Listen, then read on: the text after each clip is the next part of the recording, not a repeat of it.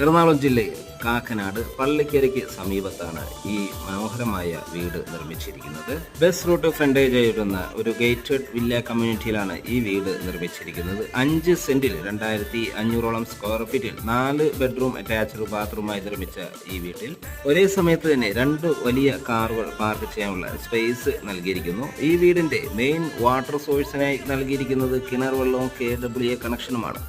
ഇവിടുത്തെ ഗ്രൗണ്ട് ഫ്ലോറിൽ living space, dining area, 2 bedroom with attached bathroom, kitchen, work area എന്നിവ നൽകിയിരിക്കുന്നു.